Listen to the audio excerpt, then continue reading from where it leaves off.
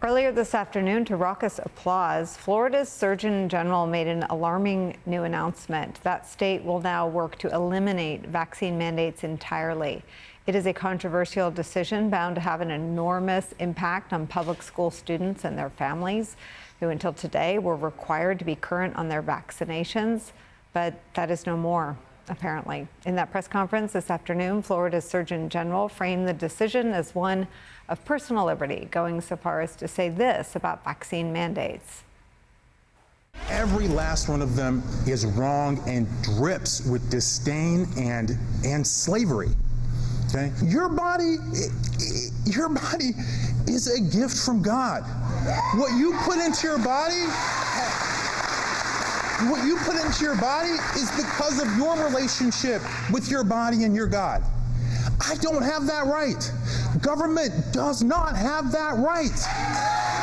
They want you to believe they have that right. And unfortunately, they've been successful. Now do women. Joining our conversation is global health policy expert and MSNBC medical contributor, Dr. Vin Gupta. Claire McCaskill is here as well. I mean, Dr. Gupta, what's amazing is that worldview doesn't extend to women's prerogatives. We can have that conversation another day. But the science around vaccines isn't just about an individual. It is about keeping a community safe. It is about protecting children and the most vulnerable from diseases that used to kill people and no longer do because we know how to protect. What are your thoughts today? Yeah, Nicolle, this is, just to be clear, this is a performative political stunt. And what we've seen, and they've made this possible, Ladapo and DeSantis, is non-medical exemptions in the state of Florida have only been increasing. So to do this really is just this all performance. There's really no substance to it. But where the rubber meets the road is for families that don't want their children to be in unsafe environments. And, I think it's important to call out there is strong bipartisan support, Nicolle, to the tune of 80% based on recent polling data, broad polling data, that Americans across the political spectrum want vaccine requirements for children that go to schools from daycare on up for a reason. And that reason, let's take the case of tetanus. It's a 5-shot series that covers for diphtheria, pertussis, and tetanus. People may know pertussis because it causes whooping cough, which is on the rise for reasons that wouldn't surprise folks. People are exempting out of it. But it's a 5-shot series. And that last shot ends up happening somewhere between the ages of 4 and 6. That means your child is not fully protected until the ages of 4 and 6. And so a breakthrough infection could occur. And essentially, parents that may not have any other option, Nicolle, other than to send their kids to these elementary schools or daycares because they're working, now are going to be facing a reality where their kids are going to be exposed to more and more children unvaccinated, posing a risk not to only those children, but to the parents of children that are actually trying to go through the series. It's unbelievable. Claire? Yeah, Dr. Gupta, talk to me about what the pediatricians in this country are thinking right now.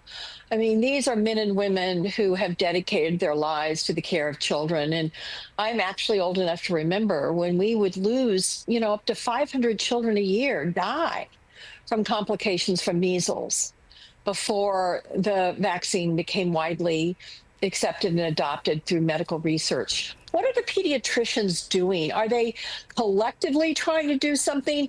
Do you think that individually they are doing everything in their power to convince the parents that they are serving that vaccines are protecting their child, not harming their child? I can't imagine if I were a pediatrician how it would feel today to have this man stand up there with a medical doctor making the kinds of statements he's made about vaccines. It's just unbelievable to me. Well, Senator McCaskill, I have the good fortune of being married to a pediatrician. Her and I have this conversation a lot.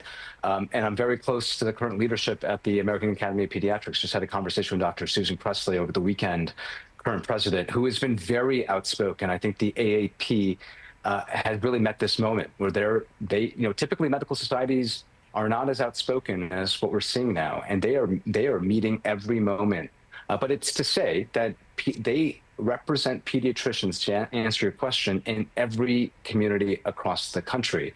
And to restate it, the vast majority, Claire, 80% of Americans want these vaccine requirements to send their children to safe environments at school, because those kids then come back perhaps into multi-generational households. Maybe mom or dad is sick.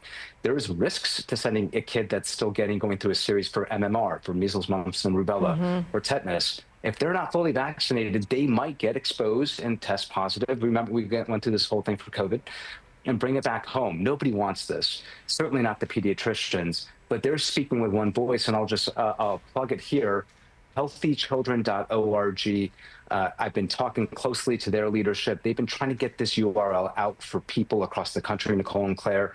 It's produced by the American Academy of Pediatrics. It's a one-stop shop for all information for all the families out there to get evidence-based, easily navigable information on vaccines. Highly encourage people to go there.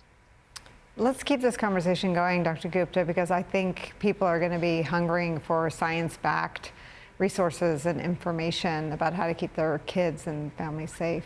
Thank you for joining us on this today. Claire McCaskill, thank you for spending the hour with us.